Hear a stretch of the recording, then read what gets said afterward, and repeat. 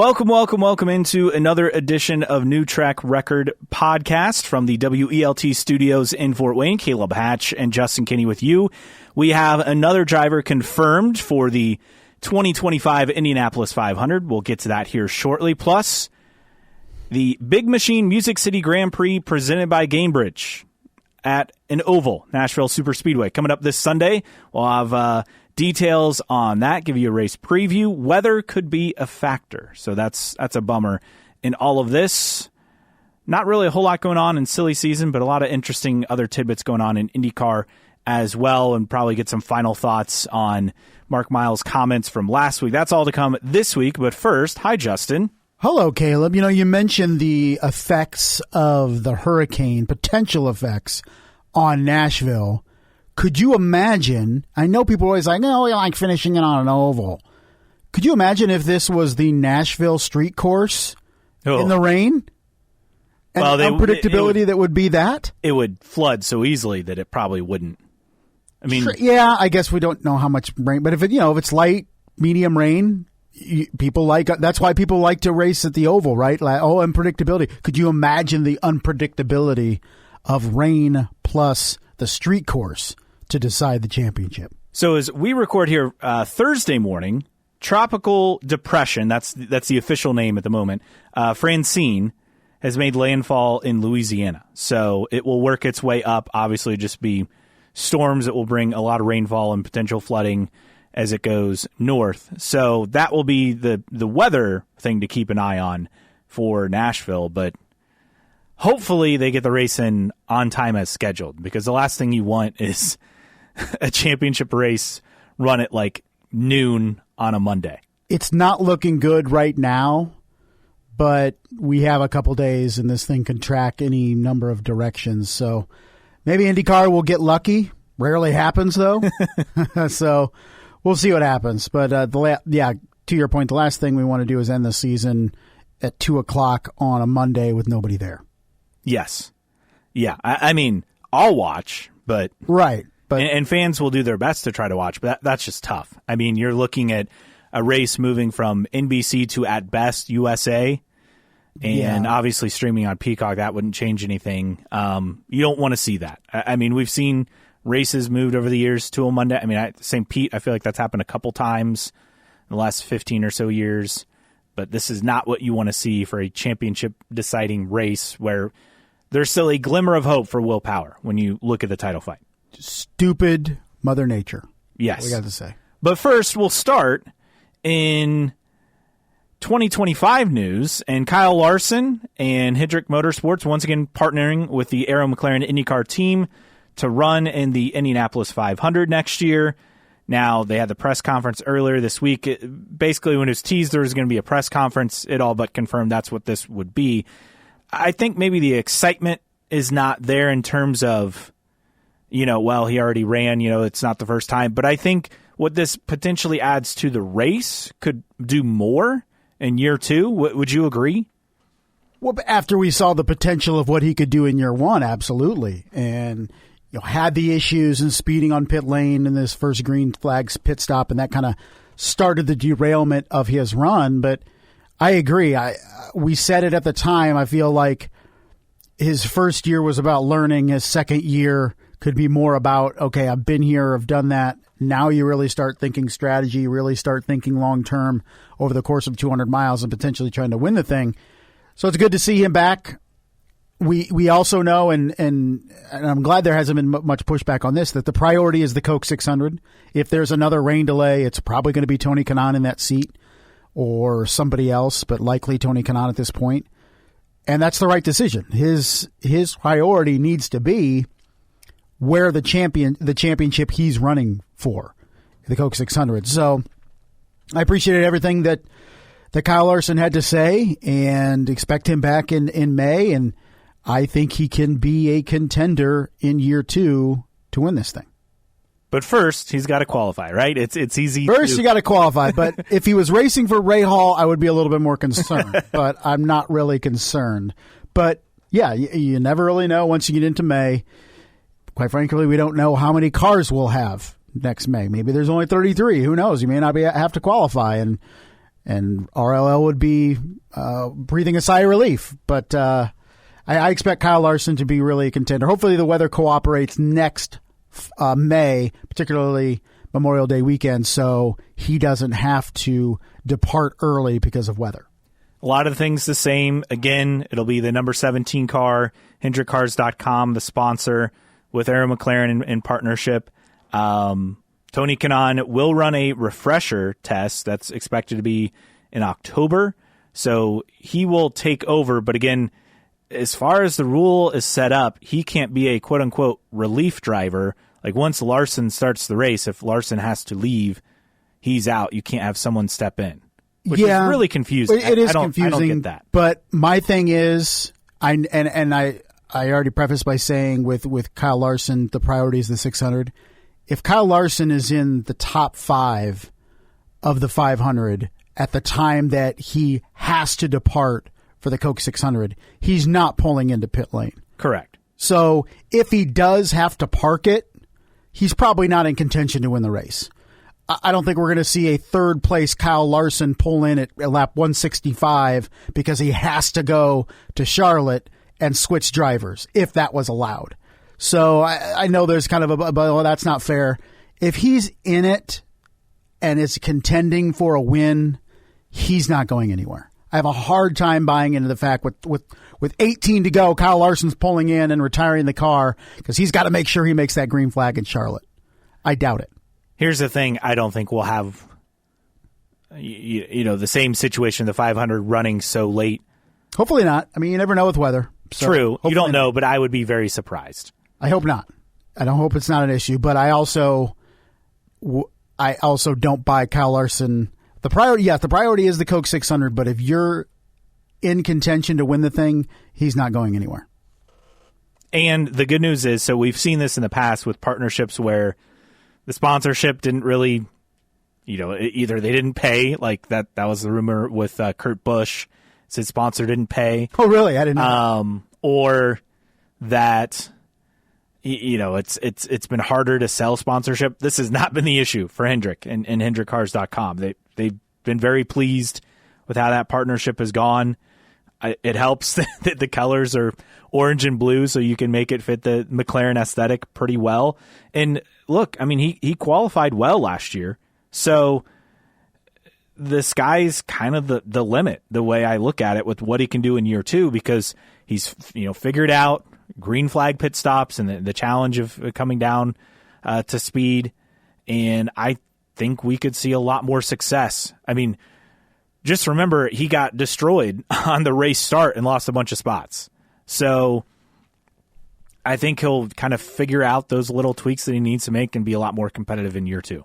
Well, we know about Kyle Larson. He's a quick learner, and everything, all the lessons that he can take from his first 500 will be applied for his second 500. And racing with a team that has speed at the Speedway, that should still be status quo for next May. So I think Kyle Larson will be in a good spot next year if the weather cooperates.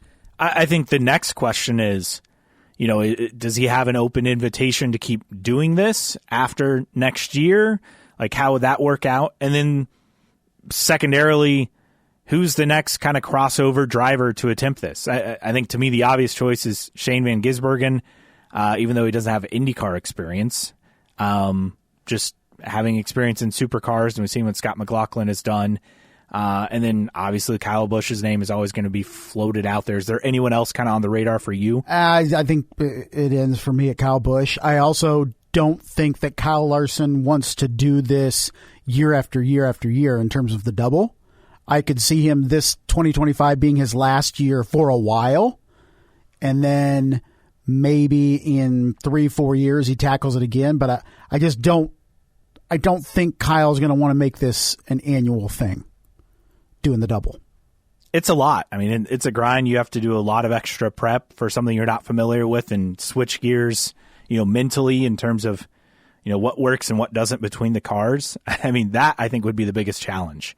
It's just knowing your reference points and how the cars operate, because they could not be more different in how they drive. Correct. And that's a benefit, or now that the Cup is back on the oval, he can kind of, see directly on when you're breaking points and all that stuff on the oval. So I do think Kyle gets a one last shot in 2025, Kyle Larson, and then I think he's done for a couple of years at least for doing the double. In terms of, are you rooting for him?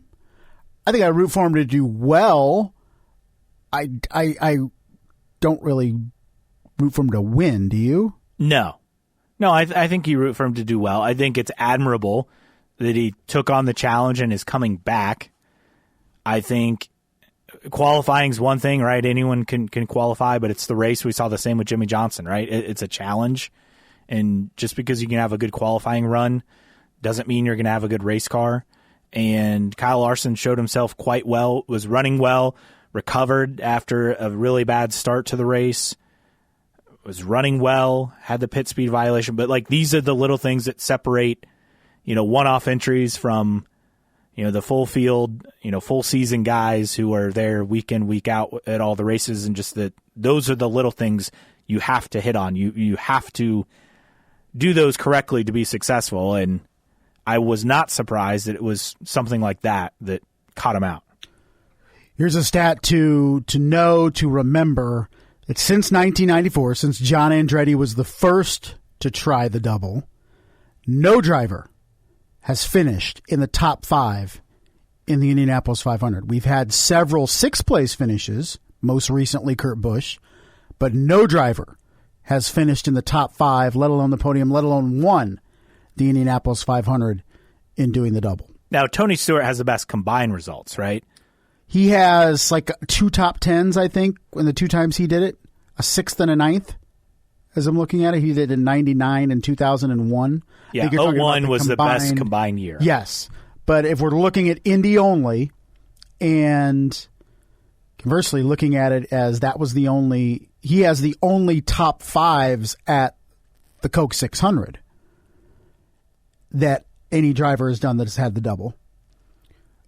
I think it is something to look at too, is realistically, is it possible to win this race doing the double? I don't know the answer.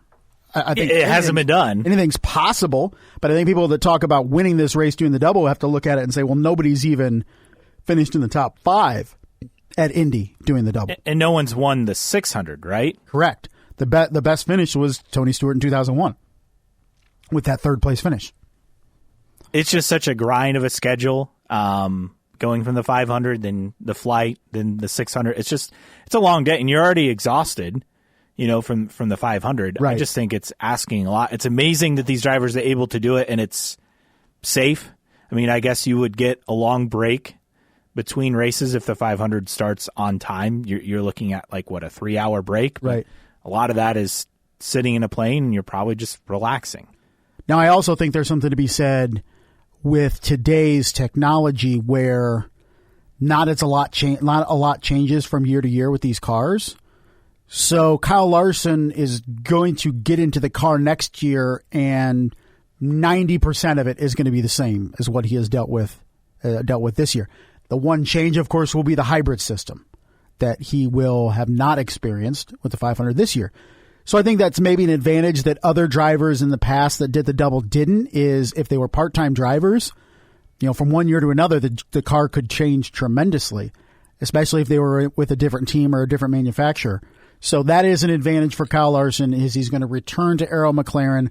90% of the car is going to be the same. 90% of the crew will be the same, and that will help him pick up where he left off. But I think a top 5 finish for me would be very, very impressive for Kyle Larson. I just have a hard time picking him to win the 2025 Indianapolis 500.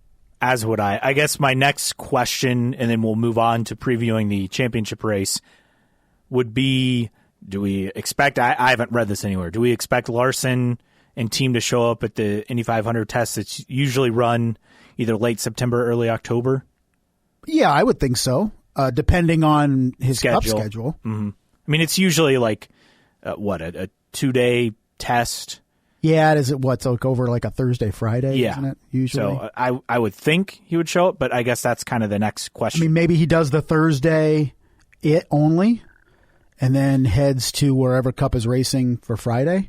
I'm not sure, but I think it would be beneficial. Oh, yeah. Any seat time is great, and I get it. He'd spend a ton of time in the sim, but the simulator is not being in the actual car. I get that it's helpful, but it is not the real thing, and I guess that's what it comes down to for me on what that can do for a driver who's still inexperienced in Indy cars. All right, let's okay. Kanaan will do the refresher test either this October or the April Open test, but again, he would have to start the race in the car to be able to take part. So that's the caveat there. Now, here's a scenario where in the event that the race is postponed to Monday and doesn't start, if it starts, Kyle Larson cannot jump in the car. Let's say it runs 38 laps on Sunday. He cannot then come and finish the race on Monday. If it doesn't start, he could then race on Monday at the 500. I would think. I would think too. So that's kind of where we're at. But again, closing, 30 laps to go. Larson's sitting fourth. Oh my gosh, he's got to leave to make the start of the Coke 600 for whatever reason. He's not leaving. No, he's not. I fully agree with you. I get what they're saying. They have to say that because of sponsorships and commitments and other priorities. Yeah, I mean, if he's 11th and doesn't have a shot, I mean, yeah, you're pulling it in. But if he's in the picture up front, he's staying. Yes. Meanwhile, we shift to the season finale coming up at Nashville Superspeedway this Sunday on NBC and Peacock. The Big Machine Music City Grand Prix presented by Gainbridge. It's pretty simple for Power. He's got to win and have Palou at best a 10th place with a lap lead, or in Power, and that's with max points for Power. If he gets 53 points, a win, most laps led, he needs Palou to score 20 or fewer, so 10th or worse. 52, so that'd be first place plus pole plus a lap led. Palou needs 19 points or fewer. That'd be 11th at best. I mean, again, pretty much the scenario is, unless we're talking Palou crashing out, Power's got to win and get some extra bonus points, and Palou needs to finish 10th or worse. So he needs a lot of help. Yes. And considering how many finishes outside the top 10 Alex Palou has this year, what, 3? I think so. Detroit, Iowa 1, and then obviously at Milwaukee 2. Correct. You're having to wish a lot. And I just feel like after the issue with the battery at Milwaukee 2, this team is not going to let another mechanical, at least mechanical in which it has control of, affect this race. And I still think, and too, that goes for the manufacturer. The manufacturer is going to make sure everything is right on this car. Isn't it funny, though, that we're talking about a Verizon car and a DHL car fighting for a championship? I think the last time we had a truly wild season-ending race, which would have been 2012, and now we have potential for the same scenario, but in reverse. with Palou with the DHL and Power, of course, with the Verizon. To put in perspective how tough this will be for Power, so say he finishes second, still wins the pole and gets most laps led, and I'm referencing all this from Indy Star. Nathan Brown has a great write-up on all the scenarios.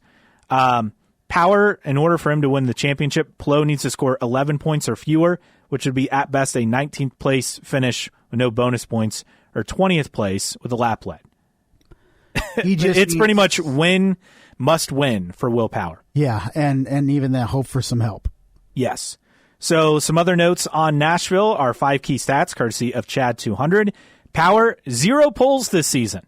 It's something we've talked about in passing, but it's just kind of impossible to wrap your head around that he could go an entire season without winning a pole. So the last time that happened was 2008 with KV Racing. That was, of course, the year of the merger. So I think you give him a pass for that. A little bit. Where they're running new equipment to them at KV, and he's getting adapted to the tracks, the series, everything. Graham Rahal, no top 5 finishes this season. First time in his 18-year career that he does not have a top 5 finish, if that holds. It has been a tough season for him. No drivers won consecutive races this season, first since 2015. We could have 4 drivers with at least 3 wins in a season. It's only happened 4 times in history. And Dixon has finished top 4 in the championship in 17 of the last 18 years. He's currently 5th. He won the last 3 races at Nashville with 2 poles, 247 laps led, and a 3.2 average finishing position. So if you're looking for an early pick, Scott Dixon is a good early pick. One of the few drivers that I think only, 3 drivers in the field have ever raced? Power, Rahal, and Dixon. That's it. Yeah, at Nashville Superspeedway. So a lot of inexperience in terms of racing on this oval heading into this weekend. Yes, and one other stat that's wild that I found hard to believe, and I teased this to you before we started recording. This is from Phil_Clark. Fun, your old fact. Colton Herta now has more American open wheel starts than Juan Pablo Montoya. Wow. I mean, you look at it, and Montoya did what? 99 and 2000, and then 14, 15, 16, 17 full-time, and then ran the 500 a couple of years after that. Just pretty amazing, but Juan Pablo still has the edge in Indianapolis 500 victory. Yes. 2-0. Yes, he does. You look at the weekend, and we'll get to the schedule here in a second, but obviously the weather, we'll see what role that plays. That's the ultimate wild card. I guess, what's your expectation? Because we have alternate tires. They've not done a full field test, so they've added another wrinkle. Now, they tried the alternate tires at Gateway last season. Didn't really seem to change a whole lot. Right. So, I get that they're trying to throw another wrinkle to add intrigue. I don't know if this is going to create a big impact. It's also a track surface that's different. Concrete as opposed to asphalt. Correct. And it's maybe a warning sign to me that they're trying the alternate tires. Is the mindset heading into this weekend we aren't expecting a dynamic race, so we're trying to add some wrinkles, some gimmicks, if you will, to the race by adding alternate tires. And I guess we'll see what happens. I mean, it's really been feast or famine for Indianapolis, or for the series this year on ovals, right? You take Indianapolis, yes. You take Milwaukee, yes. You take Gateway, yes. You throw out Iowa, So where are we going to be at with Nashville? So you kind of hope that it delivers. I really hope it's. I have low expectations for the crowd. It seats 25,000, which is the permanent seating capacity. It can be expanded to 40,000 with temporary grandstands. I wouldn't expect those this weekend, but I mean, what do you think would be a good number? 15,000 if they could get that this weekend? 20 to 25. I mean, all the suites and stuff, that's apparently all sold out. And Marshall Pruitt, Racer.com, had a good article talking with Scott Borchetta, who's the promoter, obviously the guy behind Big Machine Records, IndyCar fan himself, who's invested, and they're doing a lot in terms of promotion. They have the pit stop competition on Broadway. They're still running that on Friday, so that's obviously a way to get cars and people interested in the event. But getting them from there to the racetrack is, right, I guess, the other thing. In 45 minutes? Yeah, roughly 40, 45 minutes, depending on traffic. And they're doing everything they can. I mean, they have shuttle buses from downtown. I think they have helicopter rides out there. So they're doing everything they can to get people from downtown Nashville out to the track. But that is ultimately the challenge. I guess, to me, when you look at this and ticket sales, it's hard to track because with Ticketmaster, it seems like at sometimes there's no seats available or very few left. And then suddenly there's a lot, because it just kind of depends on how they're handling things. But I don't know.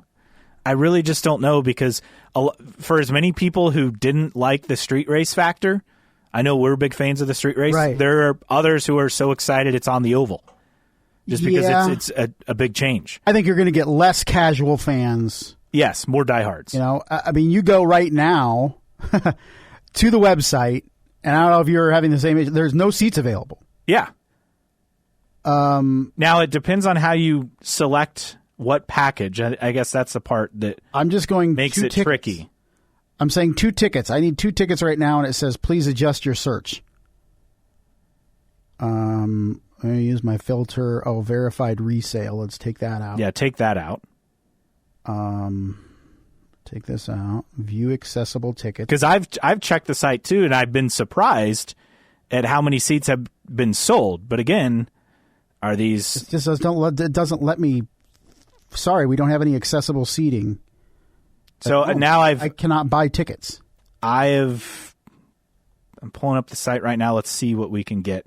Okay, I can see there are sections of seats, but like you look at this and it's pretty well sold, right? I mean, yeah. If that and even when you take out verified resale, which that's really not that many of the seats, you can get seats in any of the sections that are available, but we're talking dozens of tickets available at most per section. Yeah, it looks like what would you say, 75 to 80% of tickets? I would push 80% more than 75. So could this race get 20,000? I think it would. Anything over 15,000, I think, would be an enormous success. I would agree, just because of changing everything, and you look at the main grandstand, and that's pretty much it. Now, track capacity is changed. I mean, it's 25K is permanent seating.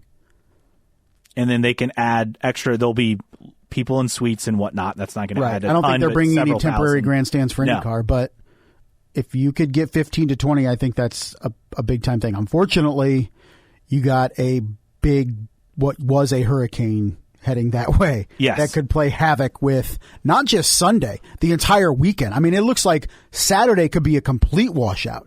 And that's a benefit for Alex Palou because that's going to take another variable out of it. And another point opportunity out of it. Correct. Another great point is it's a 91% chance of rain the last I saw on Saturday. It's going to rain on Saturday. Whether they have a window to get in qualifying, we'll see. But if they don't, Alex Palou starts on pole. And that's the first big hurdle or first big roadblock that he's avoided for this weekend by, if he qualified for some reason 17th and he has to start back in the field and you never know what happens back there, that would be bad. But for him, he probably wants to see, yes, I want to see the rain on Saturday. It assures me to start on pole. Yes. And again, eliminating a point-earning opportunity for Will Power, whether he gets that or not. I will be very curious how this weekend plays out because of the rain and what happens. But all in all, they have done a really good job. Just this is from afar. I'm not boots on the ground in Nashville, mind you, but constantly offering ticket deals and different things. Like they have a Q&A with Alan Sir Jr. set up. They have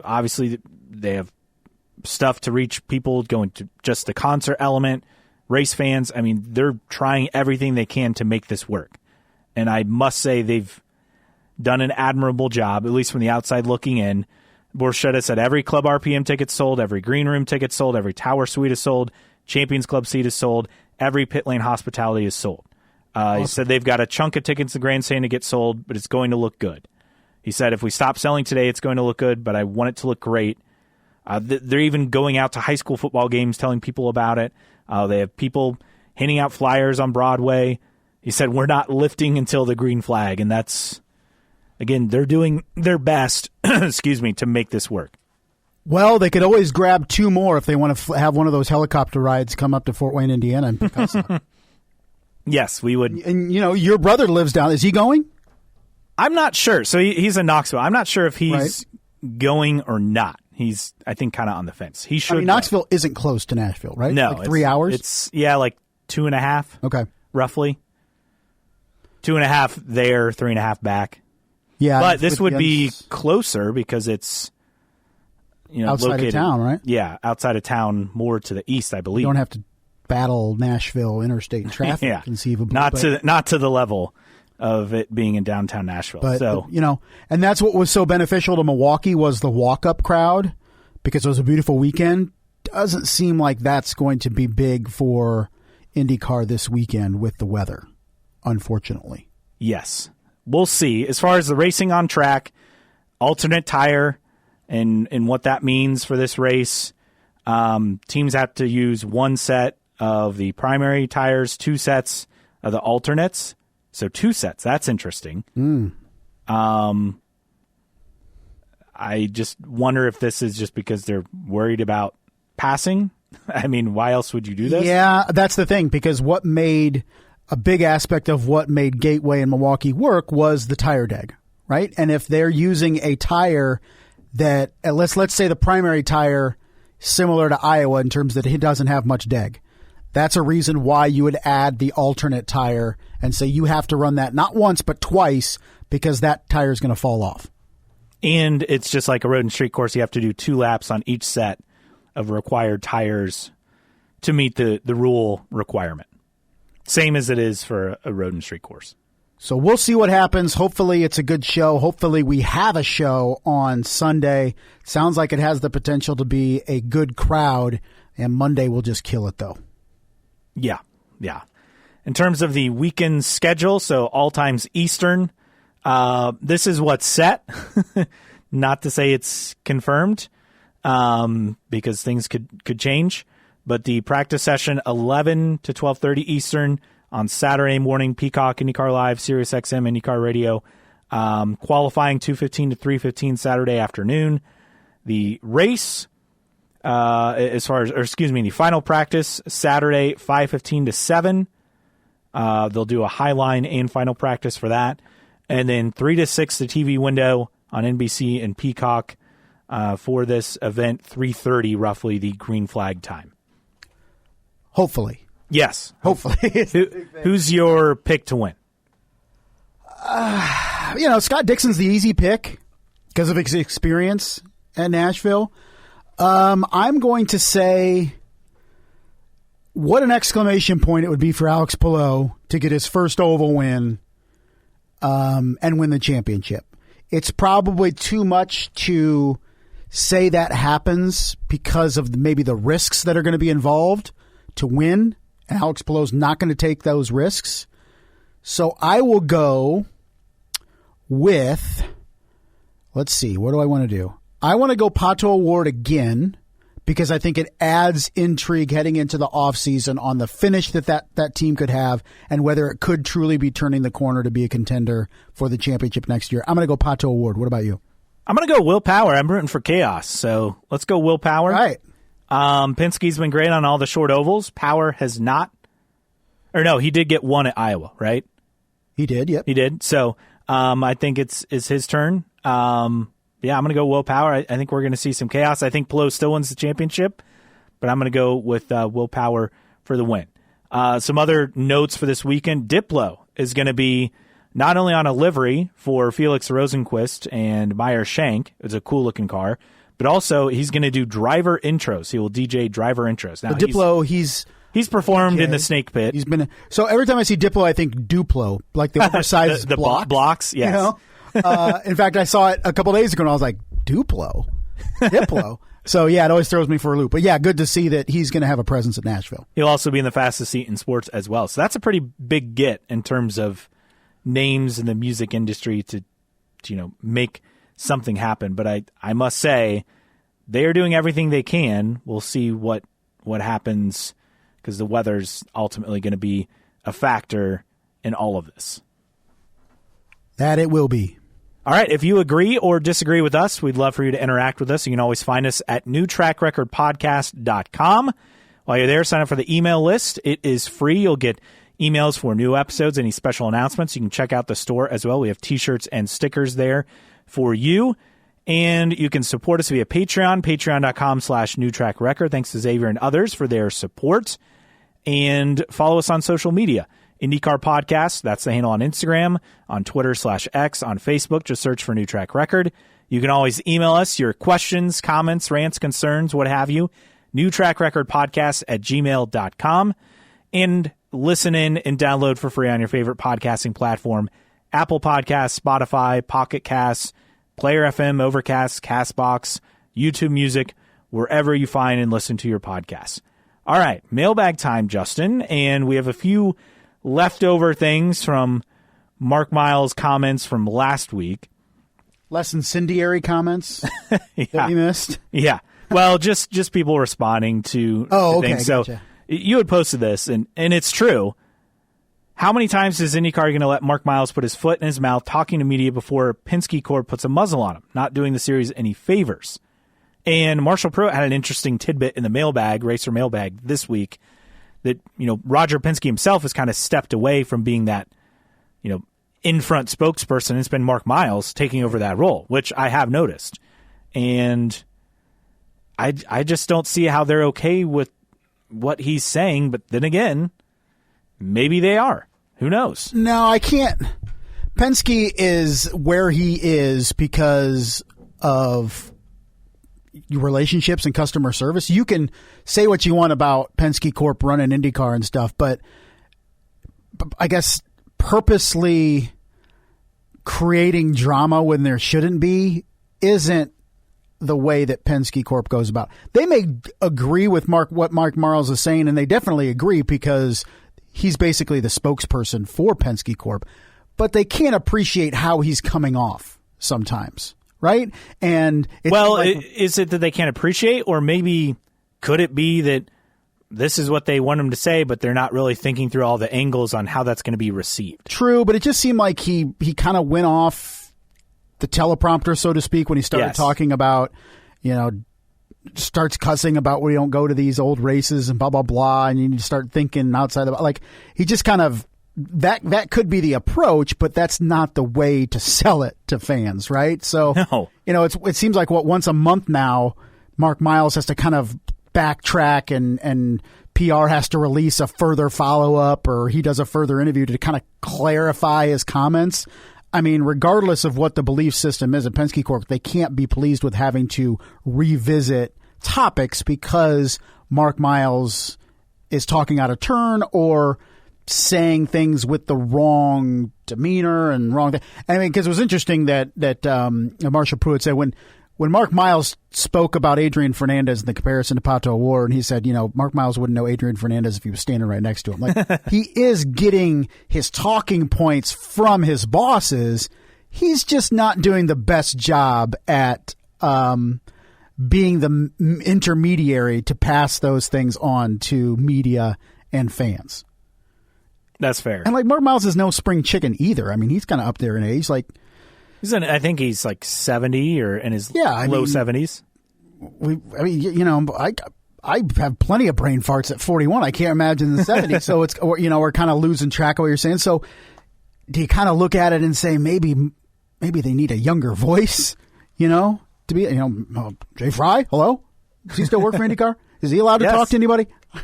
But he only handles the technical side of things. Another thing that Marshall Pruitt mentioned is Penske Corp puts Mark Miles out there to talk about the technical side, to talk about the competition side, and he doesn't know a darn thing about that.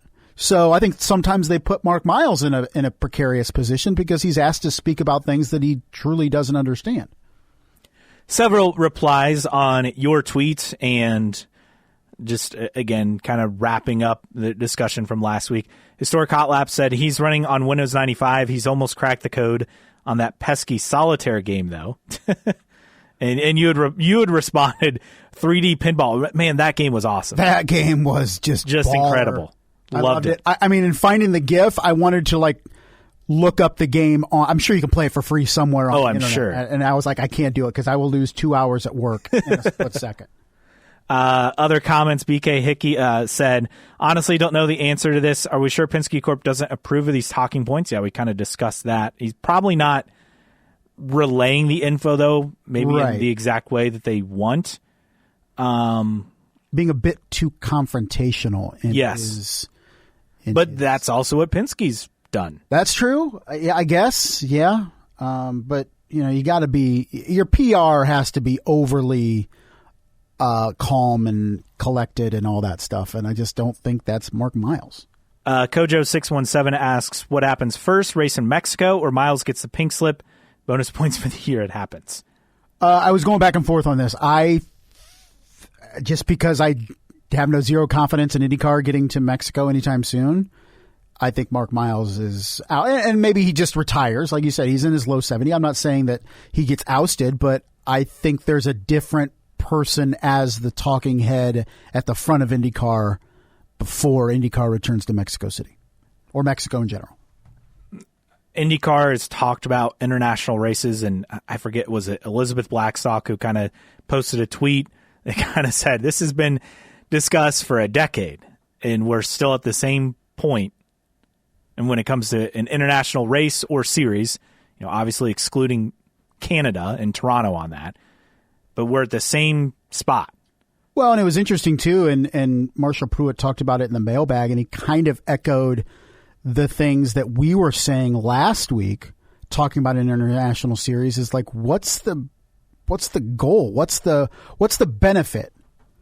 And he basically said the teams are kind of saying the same thing. Like, unless there's a huge check that's going to be cut to every single team and their travel is going to be paid for, what's the incentive for teams wanting to do the international series?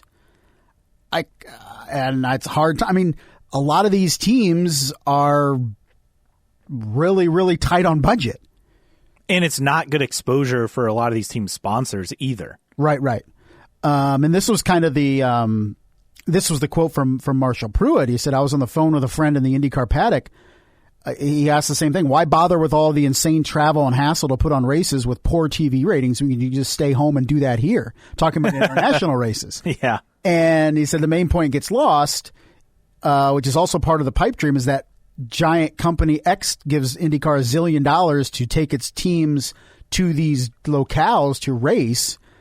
And when's the last time IndyCar had a company that did that? So, yeah, not since Sao Paulo, right? Over a decade ago. Like if you're ECR, let's say, for example, and, all of a sudden they're like, hey, we're adding 3 to 4 more races in January and February. Okay, does it mean anything for the championship? No. Okay. So why am I paying X amount of money to get my cars and crews and all the equipment to this, that, and the other for what? Like all the chartered entries, so 25 cars would be invited, and you'd have to get $1 million per entry to maybe make it work? To maybe break even. And that's probably per race, right? That's not Right. $1 million total. I'm talking per race. Does that cover all the costs? Even if you're looking at, okay, it's 3-week stretch and we're racing in Argentina and Brazil and, one other South American track, or, I don't know. Okay, so you're staying another 3 weeks and you have to, that's a lot of hotels and travel and all this stuff. And if you fly your equipment down there, then you still have to fly it between the venues. I don't know.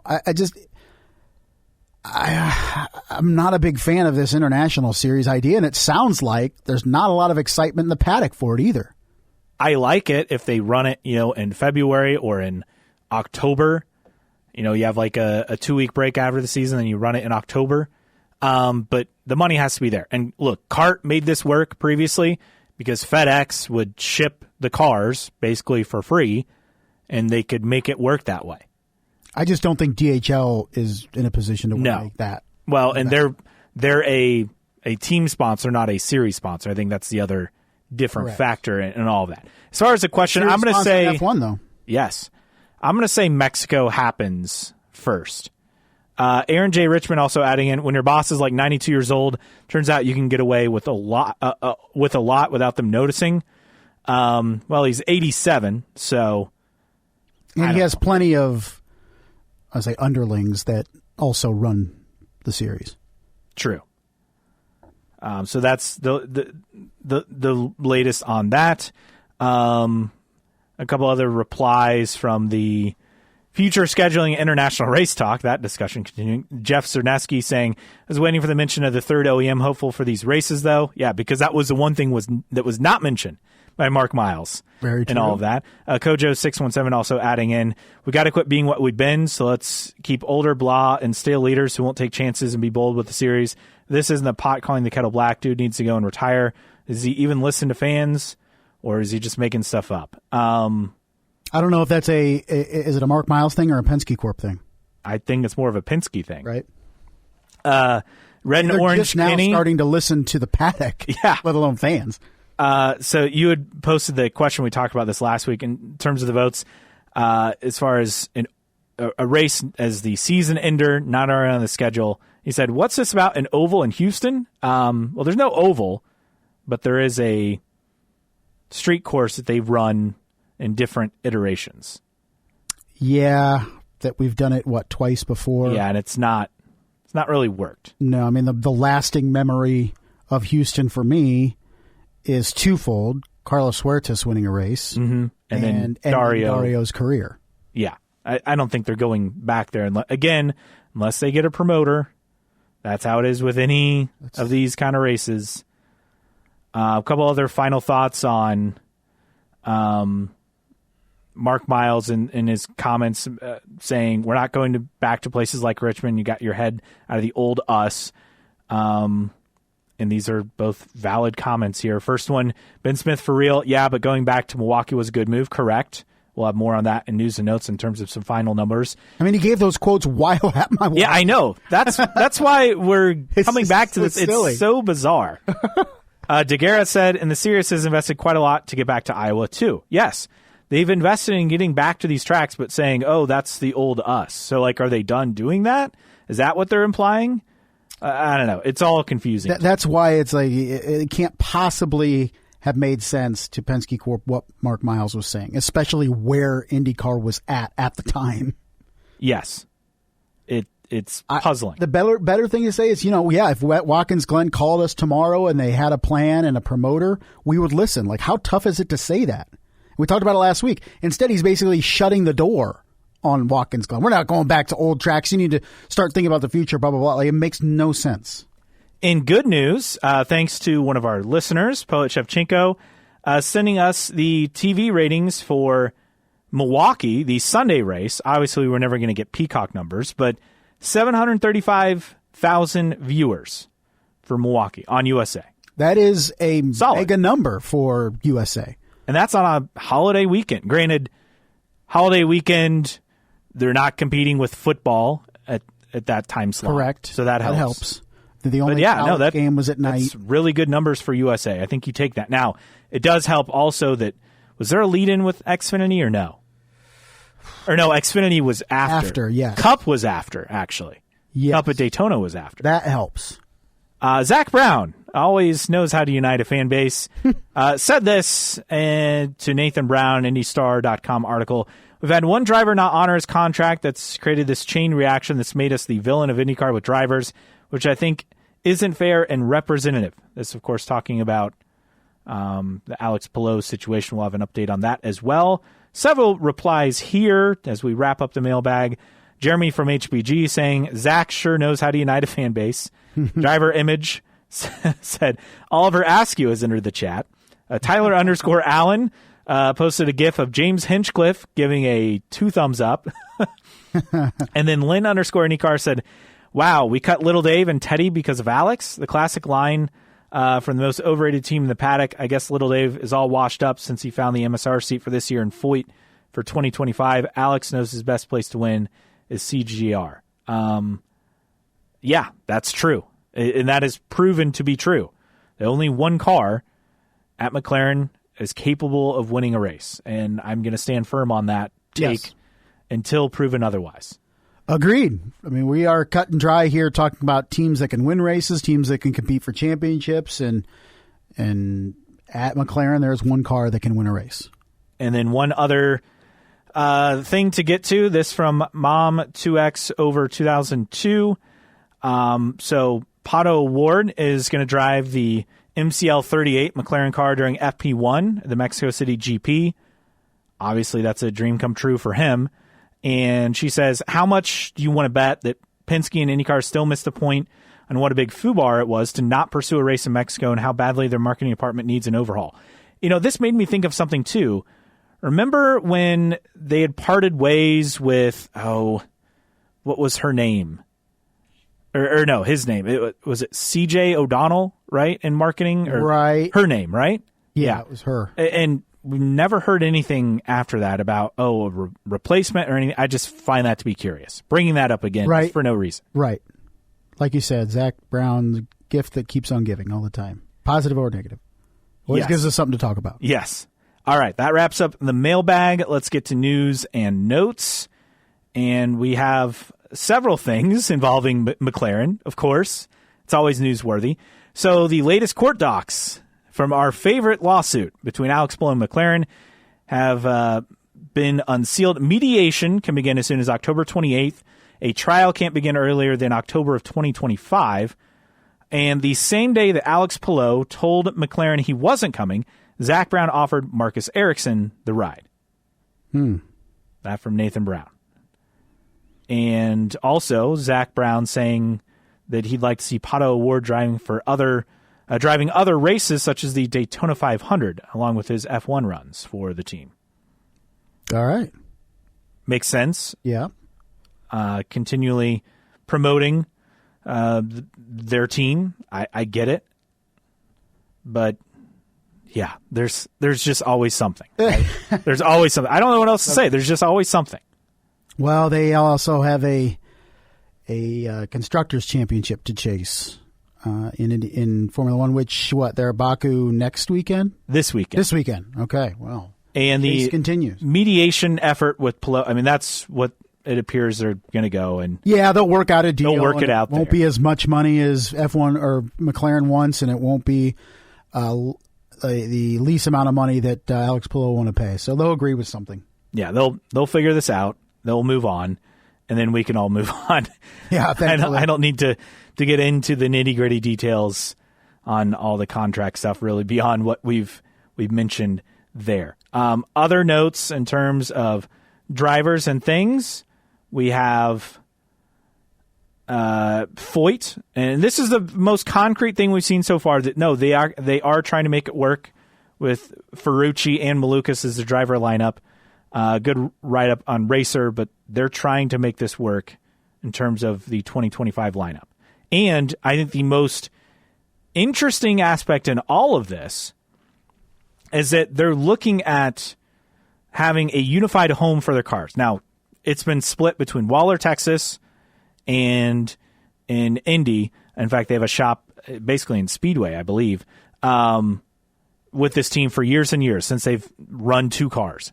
Now they're looking at changing that, and they've had discussions about having both cars in Indy.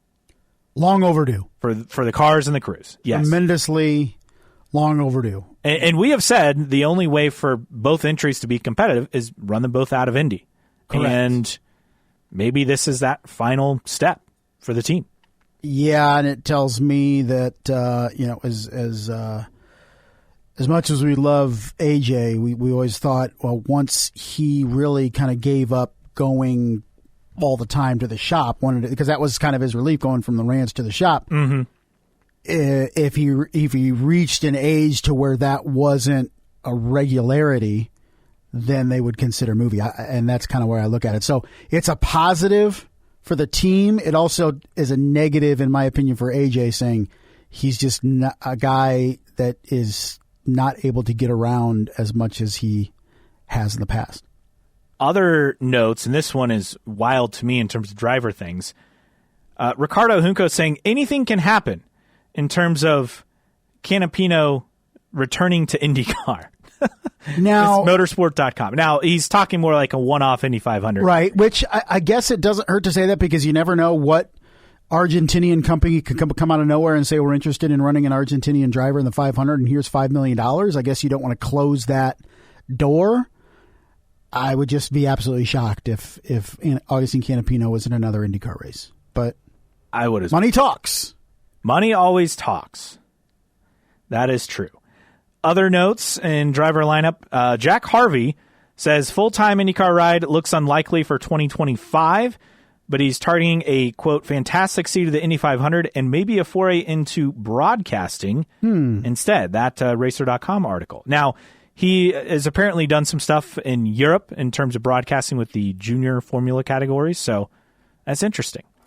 Now, what would that fantastic ride be for the Indy 500? Carpenter? Yeah, I guess he wouldn't be talking about an RLL because he said fantastic. So I wasn't going to say it. I wanted to see what you would say. I don't know, but could we see Jack Harvey as a pit reporter, for instance, down possibly? The road, maybe? Yeah, I bet he could be good at that. Right. Prima has announced their numbers, 83 and 90. Prima was founded in 1983, and then their first title was in the 1990 Italian Formula 3 Championship. So that's the significance between those two numbers for the team. Juncos Hollander, speaking of them, they're the first IndyCar team to embed digital advertising onto its cars. They're working with Seamless Digital, same company that brought the tech to F1 in 2022. That from Adam Stern. So they'll have a digital display alongside the inner aero screen. Correct. So where the camera mount is to look into the cockpit, conceivably you'll be able to see what would be a revolving digital screen with sponsors on it. Very cool. Yeah, very cool. We'll see how that plays out. Also, other elements for IndyCar and the driver market. There's always an F1 driver with IndyCar as a backup plan, right? And the latest, Valtteri Bottas says he wants to be in F1. He's been in contact with Mattia Binotto almost every day. He still wants to be in Formula One, but let's say if not Formula One, I would definitely race. I'm a racer, and I've been racing all my life, and I couldn't just quit racing. Plan B would be IndyCar. The fact that he says it so specifically, I think, is maybe better. It's not using it as leverage. It's saying that is what I would do. Yes. Which is way different from what we often get from drivers in these situations. Just Bottas continues to hang on in Formula One. Like, has that team even scored a point this year? I don't think so. I don't think so either. They've been a mess, and Audi coming in, and we'll see if anything changes with that. But yeah. Yeah. It's been tough. Yeah. Do you think Valtteri Bottas starts, let's say if the line was 0.5 on how many career IndyCar starts Valtteri Bottas has when he's done racing, what would you say? I'm going to go under. Yeah. I don't know. Like when you're in F1 for a 8 or more years, let's say, you're not doing IndyCar at that point. Yeah. There's like a cut line, and I feel like Ericsson and Grosjean, to be fair, he was in F1 for that long or more. But I would be surprised. I think he would be a great addition to the series. But you're in that world long enough, and once you're done or no longer, getting opportunities, you go to the next best thing. And for a lot of these guys, that's either retiring and commenting on F1 or running in WEC. Yeah, it's a hard thing for me to get on board with.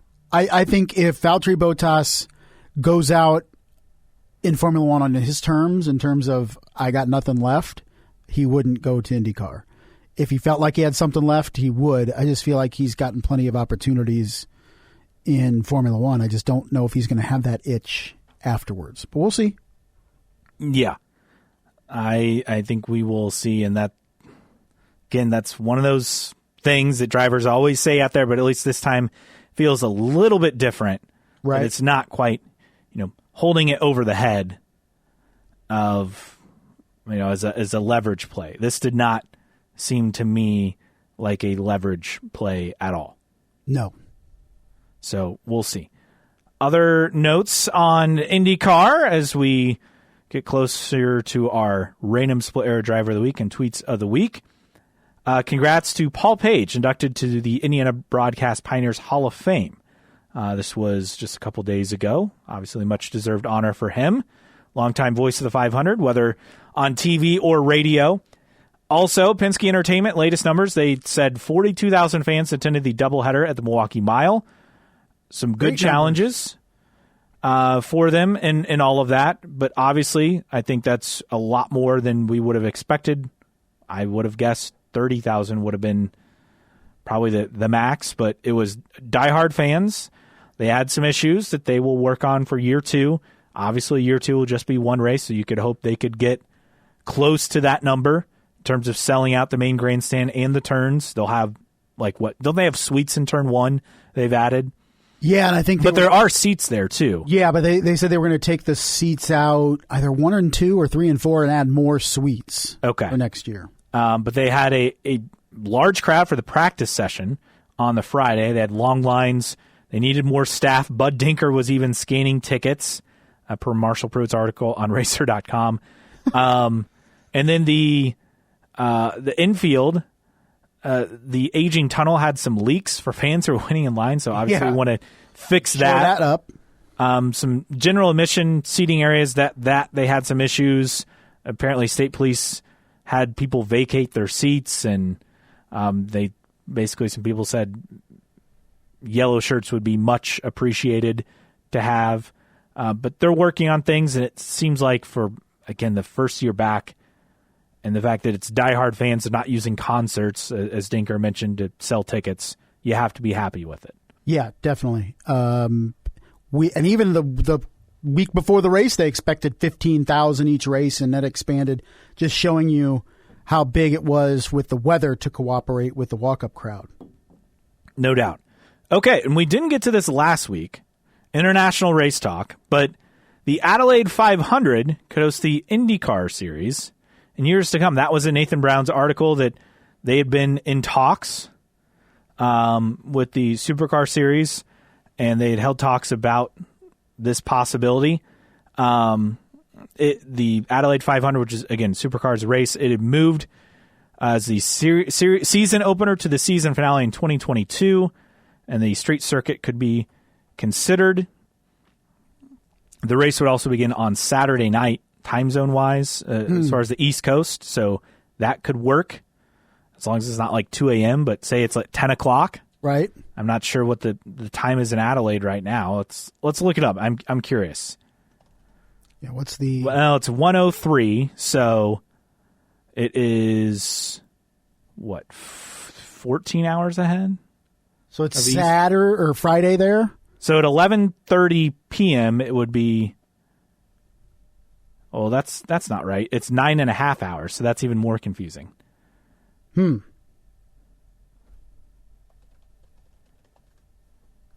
13 hours, 30 minutes ahead. There you go. You have to add the 30 Yeah, so that's even more difficult as possible. Yes. So I don't know how that works. I would think you'd have to start... Yeah, I don't know how that would work. That's math beyond me, right? Who knows? Something to keep an eye on, but it's just another one of those random stories that... Yeah, now if they do the series of non-points paying international races, say they do Japan, Australia, and I don't know, where else would you go? Argentina or something. This is a possibility. And look, IndyCar going back to Australia, I think would be big. I mean, surfers isn't going to happen. I think that's the thing we have to keep in mind. Surfers and how it was set up, the track is just not the same.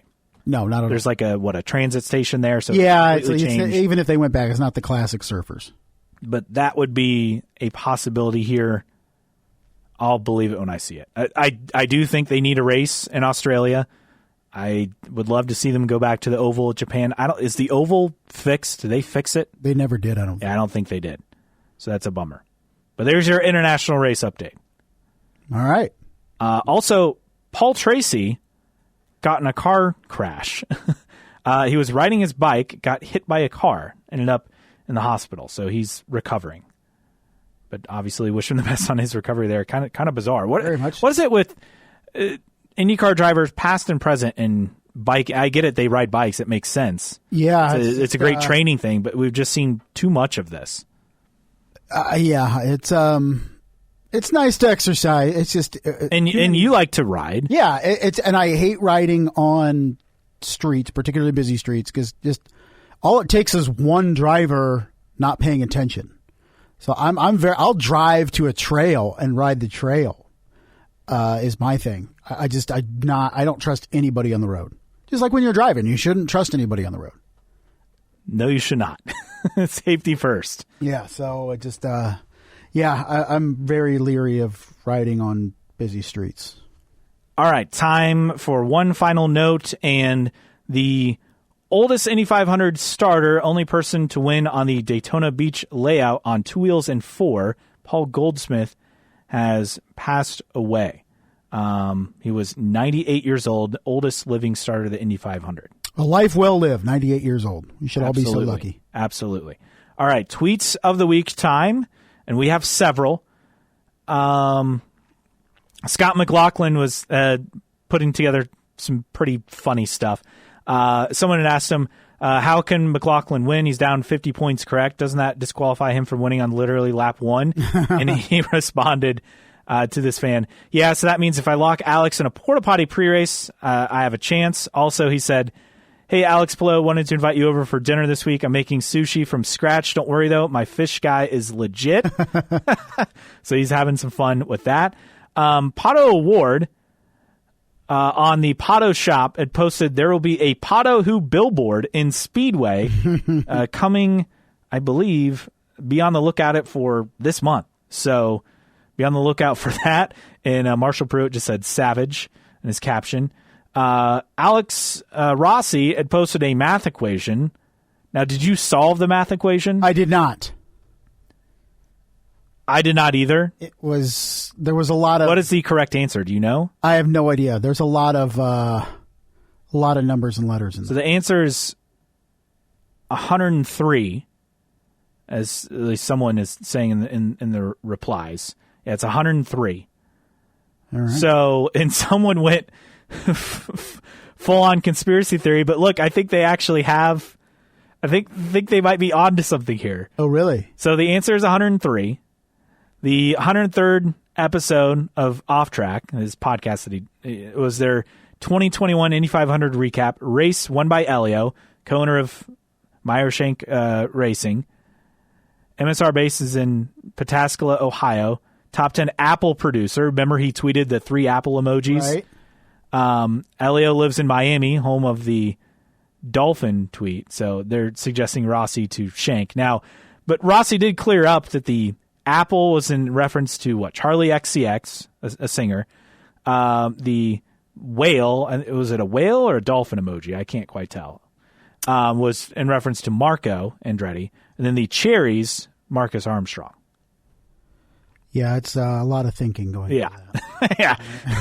I put way too much into this already without solving the equation. Again, if the answer truly is 103, that's great. I haven't done that level of math. And what it means. In way too long. Yes. All right. With that, I think we have covered everything. It's time now for our random split air driver of the week. All right. We're going back to the kart.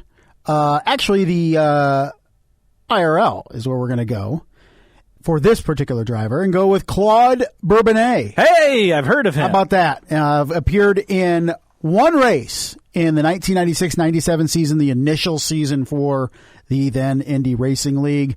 Finished 30th at the Indianapolis 500. Came back in 1998, raced with Blueprint Racing for both years, and did not qualify for the 1998 Indianapolis 500. He has an extensive career in open wheels. He raced 5 races in kart in 1994. He did 3 years of Indy Lights. He also did one full year of Toyota Atlantics in 1993 with Forsyth and finished second in that championship. Interestingly, he got into racing thanks to his dad, who raced snowmobiles. That's cool. Which is cool, which makes sense. The guy, the family's from Quebec in Canada. So officially did one race over 1 year in the IRL in the 1997 Indianapolis 500 and did not qualify for the 1998 Indianapolis 500. He did the partial season in 1995 with Indy Lights with Forsyth, and his the 1997 Indianapolis 500, was that the one that was like over like multiple days? So Sunday they tried to run, it rained, right? And then Monday they got a lot of it in, but then it rained, and then they finished on Tuesday, right? I can't remember what all they got in on Sunday, if they got any racing in whatsoever. Correct. And I do remember the 1997 Indianapolis 500 because, and I've told this story before on the podcast, on Tuesday. You weren't able to watch it. We weren't able to watch it. We had a teacher that just would not turn the 500 on, and you had other kids being able to watch, the quote-unquote cool teachers had it on Tuesday, but no, we were not able to watch the 97 500 at school that day. Anyway, he qualified and ran in the 1997 500. He crashed in practice, and he, in last chance qualifying, was able to park the car in 32nd place and finish 30th. In 1998, he made his second attempt at the 500 with Blueprint Racing. Struggling for speed, the Canadian had to qualify on bump day in order to make the race. Bourbonnais, as well as Lynn St. James and Dan Drinan, failed to beat Johnny Unser's time to make the race. After that, he got into sports cars, some GT racing, did a start in Trans Am, and then he got into politics. In 2018, he was a candidate for the Coalition Avenir Quebec, which is a general election held in Quebec. He finished second in that race, but in the political races, in terms of what we're talking about there. Also did Le Mans way back in 1991, but in terms of his split-era career, had one official start, the 1997 Indianapolis 500 over the course of 3 days, did not qualify for the 98 500, and that was it for Claude Bourbonnais in his open-wheel career in North America. This week's Random Split-Era Driver of the Week. All right, we'll be back next week to recap, hopefully, a fully run, on schedule, on time, Big Machine Music City Grand Prix and the IndyCar season finale at Nashville Superspeedway. Recapping the championship, a new champion will be crowned. Will it be Will Power or will it be Alex Palou going back-to-back and 3 and 4 years? For Justin Kinney, I am Caleb Hatch. This has been New Track Record Podcast.